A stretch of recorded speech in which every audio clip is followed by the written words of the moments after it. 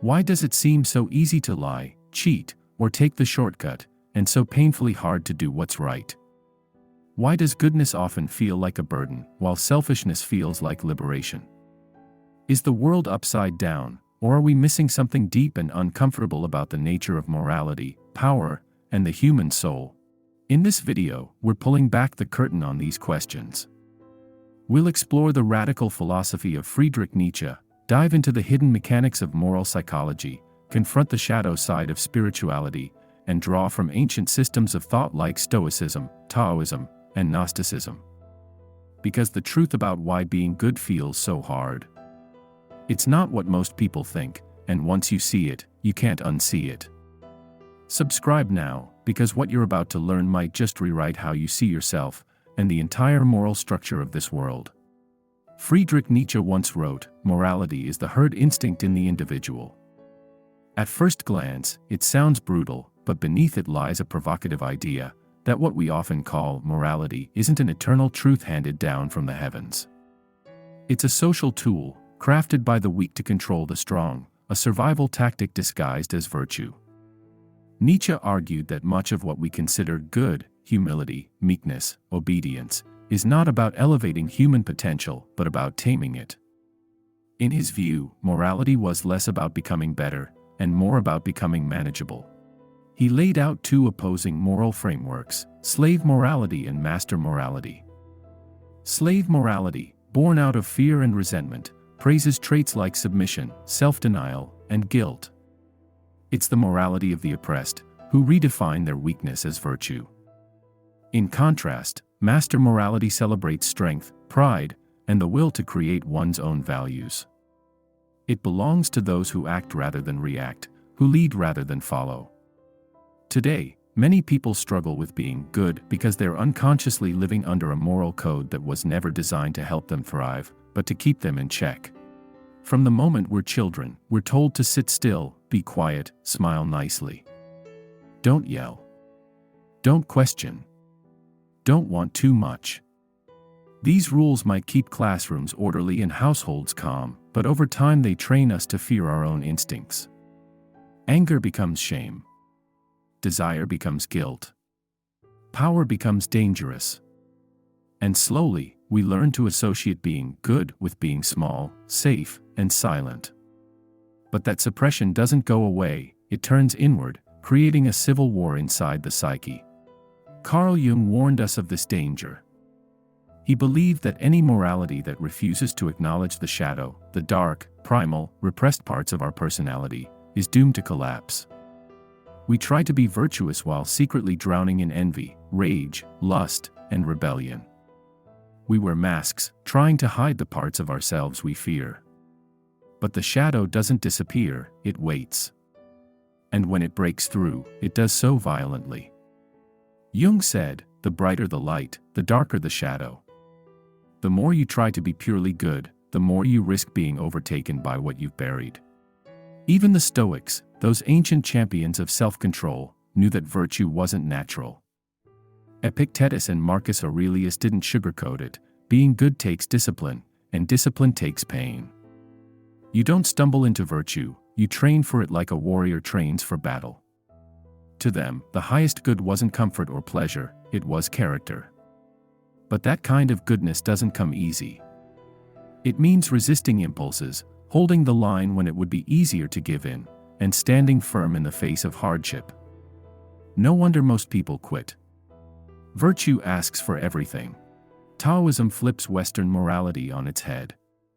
Where we chase rigid moral codes, the Tao simply asks us to flow. When the great Tao is lost, there is goodness. When goodness is lost, there is morality, the Tao Te Ching tells us. In other words, the harder we try to be good, the further we stray from authenticity. Rules arise when harmony is gone.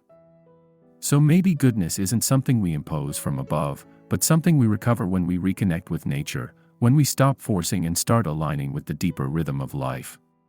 Modern neuroscience offers yet another lens. Our brains are wired with empathy, compassion, and a sense of fairness, but they're also wired for fear, competition, and survival. Morality and self-preservation often collide. Imagine seeing a person drowning. Your moral instinct says help. But your survival instinct says don't risk it.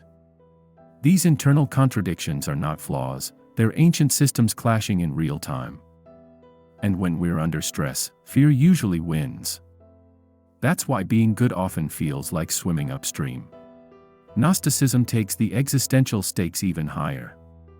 It suggests that the world itself is ruled by spiritual imposters, archons, forces that feed on deception, chaos, and moral failure. In this view, the difficulty of being good isn't an accident, it's the design. Earth, they say, is a spiritual trap where the soul is tested, fragmented, and tricked into forgetting its true nature. Being good, then, is a rebellion, a refusal to play by the rules of a rigged game. Consider Socrates, the man who championed virtue above all else. He challenged Athens to question everything, to seek truth no matter how uncomfortable. And for this, he was condemned as a corrupter and sentenced to death. His story is a chilling reminder: in a corrupt society, being truly good doesn't just make you unpopular, it can get you killed. Goodness isn't just hard. It's dangerous. Because real goodness isn't about being nice. It's about being honest. And honesty, in a world built on lies, alienates. To speak truth when silence is safe, to choose integrity when compromise pays, to show kindness in a world that rewards cruelty, that takes more than morality. It takes courage. And courage, by its very nature, isolates. That's why so many people choose comfort over conscience. Nietzsche didn't want us to abandon virtue, but to go beyond conventional morality. He envisioned the Übermensch, the one who rises above inherited values to create their own. This isn't lawlessness, it's self-mastery. For Nietzsche, true goodness wasn't about obeying someone else's commandments. It was about becoming powerful enough to write your own. Christian morality, rooted in turning the other cheek, loving your enemy, and sacrificing the self, was, to Nietzsche, a form of spiritual defeat. He saw it as a morality of the broken, where virtue is equated with suffering and weakness. For him, the true tragedy wasn't that Christianity asked us to be good, but that it asked us to die to ourselves in the process. It was a moral crucifixion: kill your instincts, suppress your will, call it love. And here's the core of it: evil is easy. It's immediate gratification. It's doing what feels good now and forgetting about the fallout. It's the seduction of simplicity. But goodness, real goodness, asks us to delay, to restrain, to care when it would be easier not to. In a culture that worships speed, profit, and pleasure, goodness is the slow, quiet, invisible path. And most people never take it. From an evolutionary lens, morality was never about holiness. It was about survival. We evolved to cooperate when it helped the tribe, but under pressure, our old instincts take over. Fight. Flee. Hoard. So when we try to be kind, generous, or just, it's not always natural. It's often a conscious act of resistance against the parts of us designed for chaos. But every now and then, someone breaks the mold. Like Oskar Schindler, a wealthy industrialist in Nazi Germany, who risked everything to save over 1,000 Jews. He could have played it safe. He could have kept his money, his status, his life. But he didn't. He chose to act, and it cost him everything. His story shows us that real goodness doesn't come cheap. It's not comfortable. It's sacrifice. In today's hyper-connected world, we're bombarded by endless moral crises: climate change, inequality, injustice. This leads to moral fatigue, a sense of helplessness. The harder we try to be good, the more we feel like we're failing everything and everyone.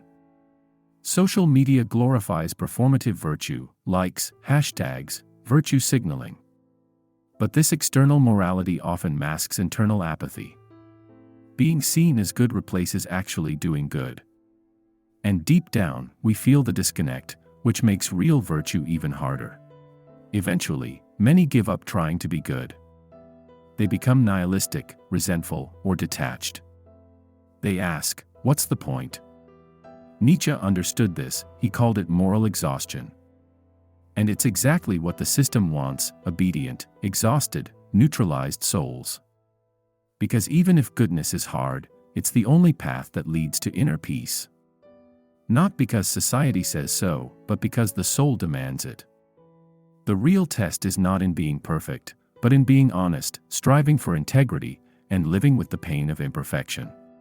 So yes, being good is hard. But maybe that's the point. Maybe it's supposed to be. Not because the world is broken, but because we are. And only by struggling with that difficulty do we become something more. Always remember that being good's so hard. Because it requires you to stand alone. To resist your lower nature. To disobey the corrupted rules of the world. It's the hero's path, the martyr's burden, the soul's crucible. But in that struggle, we forge a self that no one can take from us.